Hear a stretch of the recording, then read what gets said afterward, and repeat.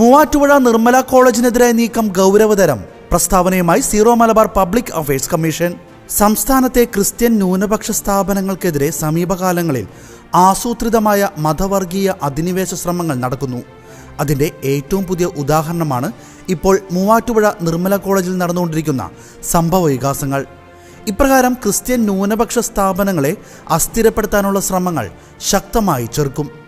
സംസ്ഥാനത്തെ ഉന്നത വിദ്യാഭ്യാസ രംഗത്ത് മികച്ച അക്കാദമിക് നിലവാരം പുലർത്തുന്ന സ്വയംഭരണ സ്ഥാപനമായ മൂവാറ്റുപുഴ നിർമ്മല കോളേജിൽ ഈ കഴിഞ്ഞ ദിവസങ്ങളിലുണ്ടായ അനിഷ്ട സംഭവങ്ങൾ അക്കാദമിക അന്തരീക്ഷം തകിടമറിക്കുന്ന തരത്തിലുള്ളതാണ്. ഒരു പ്രത്യേക മതവിഭാഗത്തിൽപ്പെട്ട വിദ്യാർത്ഥികൾക്ക് കോളേജ് ക്യാമ്പസിൽ നിസ്കാരം നടത്തുന്നതിന് മുറി വിട്ടു നൽകണം എന്നാവശ്യപ്പെട്ടുകൊണ്ട് ഒരു കൂട്ടം വിദ്യാർത്ഥികൾ കോളേജ് പ്രിൻസിപ്പലിനെ ഉപരോധിക്കുകയും മുദ്രാവാക്യം മുഴക്കി സമരം ചെയ്യുകയുമാണ് ഉണ്ടായത്.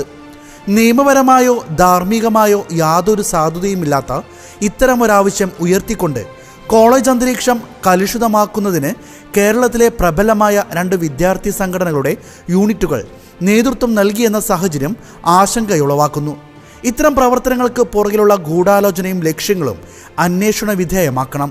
കൂടുതൽ അനിഷ്ട സാഹചര്യങ്ങൾ ഒഴിവാക്കുന്നതിനായി നിർമ്മല കോളേജിനും പ്രിൻസിപ്പൽ ഉൾപ്പെടെയുള്ള അധികാരികൾക്കും ആവശ്യമായ സംരക്ഷണം ഒരുക്കാൻ സർക്കാർ തയ്യാറാകണമെന്ന് സീറോ മലബാർ സഭ പബ്ലിക് അഫയേഴ്സ് കമ്മീഷൻ ആവശ്യപ്പെടുന്നു.